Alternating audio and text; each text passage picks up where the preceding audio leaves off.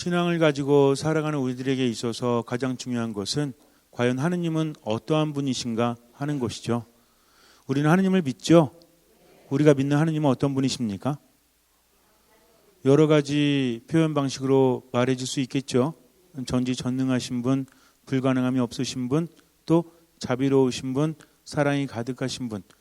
그렇다면 신앙이라는 것은 하느님과 우리의 관계인데 우리 각자가 하느님을 어떻게 느끼는지가 가장 중요합니다. 남들이 하느님은 어떻다고 아무리 말해도 내가 느끼는 것이 가장 중요하기 때문입니다. 신앙은 내가 하는 것이지 다른 사람이 하는 것이 아니기 때문에 그래요. 굉장히 중요합니다. 내가 생각하는 것들이 겉으로 드러나오게 되어 있기 때문에 그래요. 하느님에 대해서 어떻게 생각하느냐에 따라서 내 마음이 달라지고 내 마음이 달라지면 내 삶은 달라질 수밖에 없다라는 거죠. 하느님은 어떤 분이십니까? 라고 물었을 때 우리는 상상을 하면 안 돼요. 하느님은 당신이 어떤 분이라고 우리에게 알려주셨죠. 그것을 우리가 받아들여야 되는 거지 나 혼자 생각하면 안 됩니다. 그렇다면 하느님께서는 어떤 방식으로 우리에게 당신을 알려주셨죠? 처음에는 예언자들을 통해서 단편적으로 당신의 뜻을 알려주셨죠. 그런데 누구를 통해서 우리 하느님을 완전하게 만나 뵙게 됐죠? 예수 그리스도를. 예수님 뭐라고 하셨죠? 나를 본 것은 아버지를 뵌 것이다 라고 말씀하셨기 때문입니다. 나를 통하지 않고는 아무도 아버지께 갈 수 없다라고 말씀하셨기 때문에 그래요. 그래서 내가 믿는 하느님은 예수님을 통해서 알 수 있다는 거죠. 예수님께서 하신 일들, 그분이 하신 말씀을 통해서 우린 예수님이 어떤 분이신지를 알게 됩니다. 이러한 사실들, 지식들은 그냥 아는 것으로 그치는 것이 아니라 바로 그분과의 관계 안에서 내가 그분을 어떻게 받아들여야 될지를 우리에게 알려주고 있다는 거죠. 오늘 복음을 보면 베zet다라는 그런 연못이 있었는데 여기에는 병자들이 많이 모여 있습니다. 거기에는 주랑이 5채 있었다고 했죠. 주랑은 바로 율법을 의미하는 거예요. 근데 거기 연못이 있어가지고 여기에 천사가 가끔씩 내려와서 이따금 물을 출렁여주면 그때 첫 번째 들어가는 사람은 병이 낫는다고 합니다. 그러니까 수많은 병자들이 모여들었겠죠. 물이 잔잔할 때는 안 돼요. 물이 출렁거릴 때 몇 번째로 가야 돼요? 첫 번째로 가야 됩니다. 그렇다면 거기 모여있는 사람들 중에서 뭐 이렇게 중한 순서대로 들어갈까요? 아니면 빠른 순서대로 들어갈까요? 누가 도와주든 아니면 그 사람이 빠르든 먼저 들어가는 사람만 낫다는 거죠. 그러면 여기 한 30명이 모여 있습니다.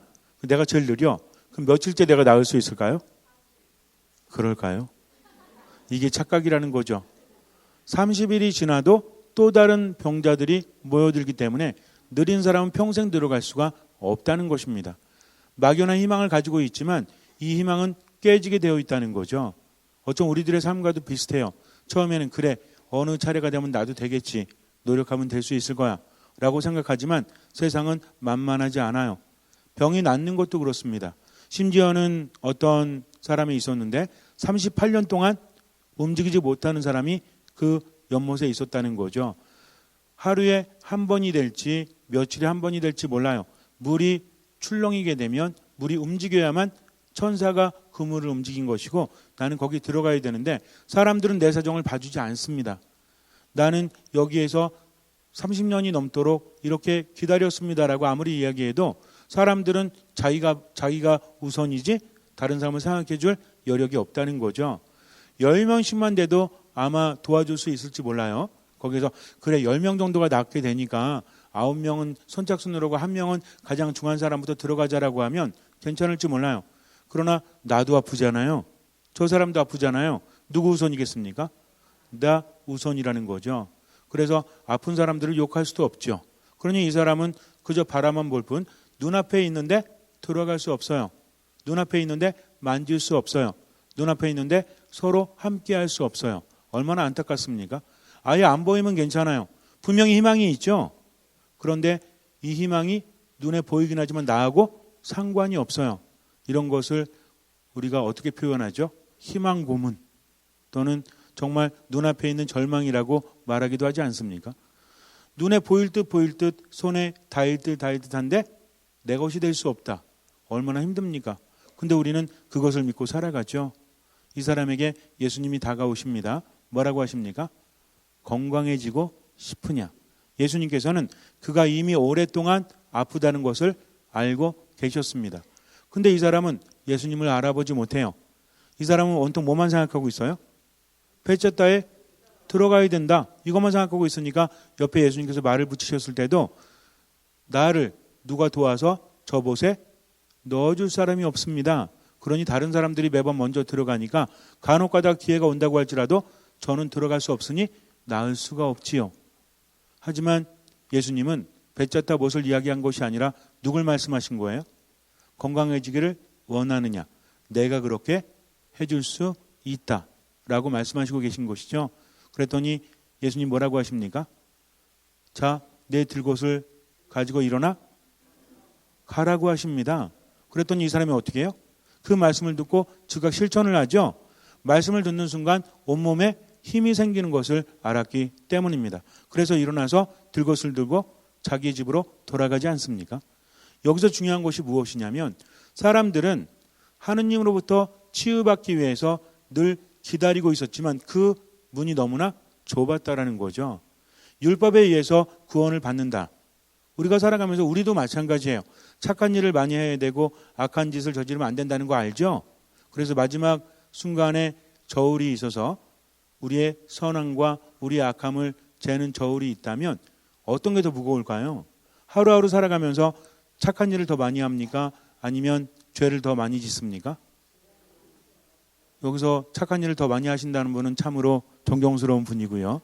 생각과 말과 행위로 많은 죄를 져요. 그러니 가끔은 그래 사람이 살면서 죄를 안 짓고 어떻게 살 수 있겠어?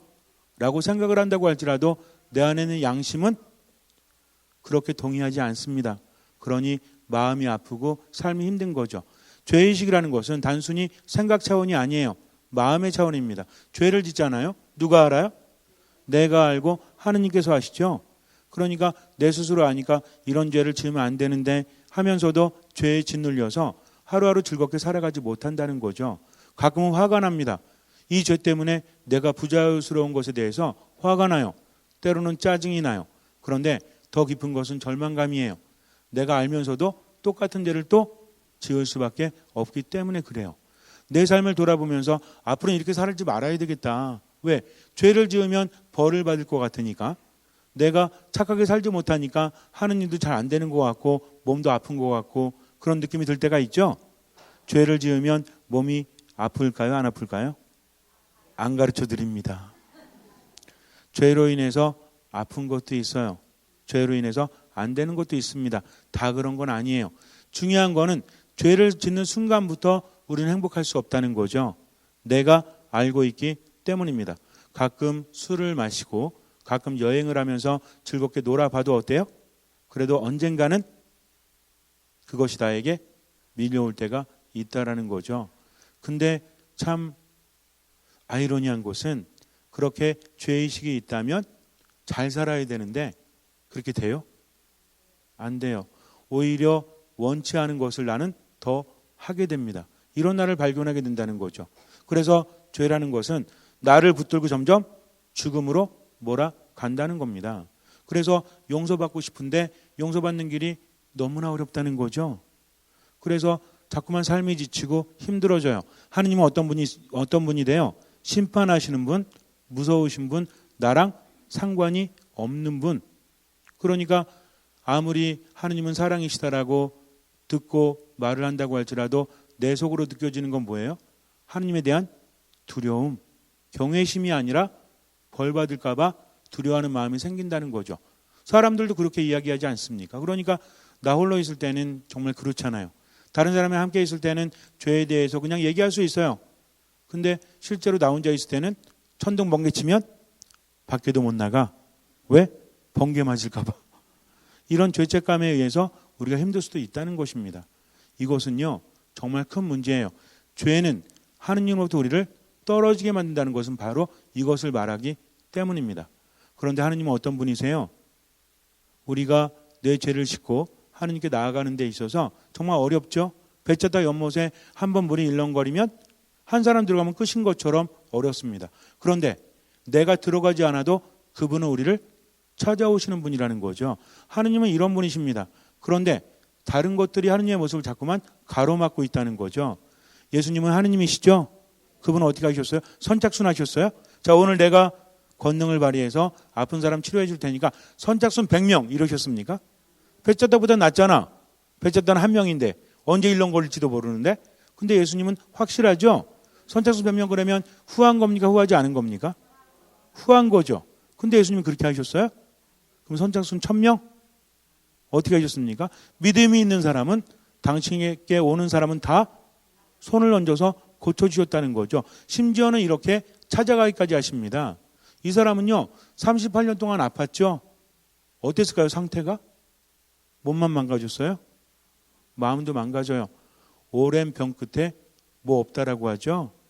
그래서 아무리 대단한 사람도 오랫동안 더군다나 움직일 수 없는 병을 앓고 있다면 그 사람이 어떻게 되겠습니까? 38년 동안 꼼짝도 못하고 병을 앓았다고 생각해 보세요.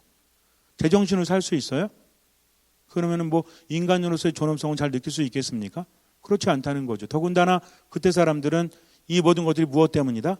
죄 때문이라는 의식이 있었기 때문에 건강만 잃은 것이 아니라 하느님으로부터 벌받고 버림받았다는 의식은 이 사람에게 희망을 심어주지 않죠. 눈에 보이는 희망은 배쳤다 연못이었지만 들어갈 가능성은 제로에 가깝죠. 그런데도 그냥 바라보면서 하루하루 살 뿐이었습니다. 하지만 이제 누가 오셨어요? 하느님이신 예수님께서 오십니다. 이거 잘 이해하셔야 돼요. 내가 애써서 1등으로 들어가지 않아도 그분은 나에게 찾아오시는 분이다. 그러면서 뭘 물으셨어요? 건강해지고 싶으냐 하면서 그분은 무엇으로 치유하십니까? 그분의 말씀으로 치유하신다는 거죠. 그 사람은 어떻게 했습니까? 말씀을 느끼는 순간 그 말씀에 순명했죠. 그러면서 치유가 이루어집니다. 어렵지 않아요. 복잡하지 않아요. 말씀을 듣고 그 말씀을 따르면 치유가 이루어진다는 거죠. 근데 마음이 어두워지면 그분을 알아보지 못합니다. 어떤 사람이 그분을 알아봐요? 겸손한 사람, 자신을 낮추는 사람, 말씀의 귀를 기울이는 사람. 그런데도 바리사이파 율법학자들은 그분이 안식일을 어겼다고 해서 그분을 못마땅해 합니다. 그리고 그분을 죽이려고 하죠. 많은 날이 있는데 왜 안식일에 병을 고쳐주냐 이거죠. 안식일에 일을 해서는 안 되기 때문에 그래요. 그런데 안식일은 누구 때문에 세워졌죠? 하느님 때문에. 하느님께서 안식일을 왜 쉬라고 하셨습니까? 왜 거룩한 날이라고 했죠? 하느님께서 쉬셨기 때문에 이 날은 사람을 괴롭히는 날이 아니라 하느님 안에서 쉬는 날이다. 하느님의 뜻은 뭐였어요? 인간을 위한 거였죠. 근데 점점 어떻게 됐어? 안식일을 어기는 것에 대해서 지도자들은 그들을 제재하고 그들을 처벌하려고 합니다. 그러니까 안식일의 중요성은 사라지고 뭐만 남았어? 그렇죠. 뭔가 지켜야 될 것과 어기면 벌을 받는다는 마음만 남았죠. 우리도 마찬가지입니다. 하느님 안에 머물지 못하면 마음이 이렇게 각박해져요. 그러니까 어떻게 돼요? 자꾸만 단죄하고 불평하고 다른 사람을 억압하고 이것들만 생겨난다는 거죠. 그러나 하느님 안에 머무는 사람은 어때요? 내가 하느님의 생명으로 가득하니까 다른 사람도 살리는 사람이 된다는 겁니다. 법이라는 것은 사람을 살리는 거지 사람을 죽이는 게 아니에요. 내가 다른 사람을 냉정하게 비판하고 그들을 억압하고 제재한다면 나는 하느님 안에 머물지 못하는 겁니다. 하느님의 법은 한 가지로 요약될 수 있죠. 모든 율법은 무슨 법이에요? 사랑이라는 거죠. 하느님을 사랑하고 이웃을 사랑하는 겁니다. 이것을 잃으면 안 된다는 거죠. 오늘 에제키엘 예언서를 보니까 에제키엘 예언자가 천사를 따라서 주님의 집, 즉 성전에 갔죠. 성전 오른편에서 어떻습니까? 물이 나와서 흐르죠. 근데 이 물이 어때요? 점점 깊어지죠. 그리고 바다로 들어가니까 바다가 어떻게 돼요? 살아납니다. 죽었던 바다가 주님의 물로 인해서 살아났다는 거죠. 뭐가 가득합니까? 물고기들, 생명들이 가득하죠. 그리고 이 시냇가 양옆에는 나무들이 있는데 너무나 싱싱해서 열매와 잎을 아주 풍성하게 맺는데 이 열매가 다달이 난다고 하죠. 그러면서 이 열매는 뭐가 된다고 해요? 그리고 잎은 약이 된다고 합니다. 열매는 뭐가 된다고요? 양식이 되고 잎은 약이 된다. 그래서 풍성하게 열리는 것이 따먹는 사람을 살린다는 거죠. 마찬가지입니다. 하느님 안에 머무는 사람은요. 두려워하는 게 아닙니다. 하느님께 감사하면서 또 나를 언제든지 받아주신 하느님 안에 머물고자 하는 거죠. 내가 풍성해져요. 그러면서 사람을 살려요, 죽여요? 살리게 된다는 거죠. 이것이 바로 신앙입니다. 자, 우리들의 신앙은 어떻습니까? 하느님은 무서운 분이에요? 벌 받을까 봐 이거 하면 안 되는데 저거 하면 안 되는데 그래요? 아니면 용서해 주니까 이거 해야지 저거 해. 어차피 뭐 용서해 주시는 건데 이렇습니까? 예수님 뭐라고 하셨어요? 다시는 죄를 짓지 마라. 그러면 더 큰 병에 걸릴 것이기 때문에 그래요. 죄라는 것은 우리를 하느님으로부터 떼어놓고 우리를 병들게 하고 우리를 아프게 합니다. 하느님이 우리를 벌 주신다기보다는 하느님으로부터 멀어지면 그 자체로 병들고 우리는 죽음으로 갈 수밖에 없다는 거죠. 그러나 하느님은 어떤 분이세요? 우리를 살리시는 분. 성전 오른편. 성전은 어떤 곳이죠? 주님이 계신 곳. 거기서 나오는 물은 생명을 가득하게 한다는 거죠. 그 생명으로 가득한 사람은 어때요? 사람을 살리는 사람이 된다는 겁니다. 그러니까 하느님 안에 머무는 사람은 행복한 사람이죠. 하느님 안에 머무는 생명력이 가득한 사람이에요. 그러니 자기만 사는 것이 아니라 다른 사람도 살리고 있다는 거죠. 우리는 다른 사람을 살리고 있어요? 아니면 죽이고 있어요? 입을 열면 살립니까? 죽입니까? 입을 열어서 하느님 감사합니다 하면서 사람을 격려해주고 살려줍니까? 아니면 입만 열면 불평 나오고 사람을 죽이고 있습니까?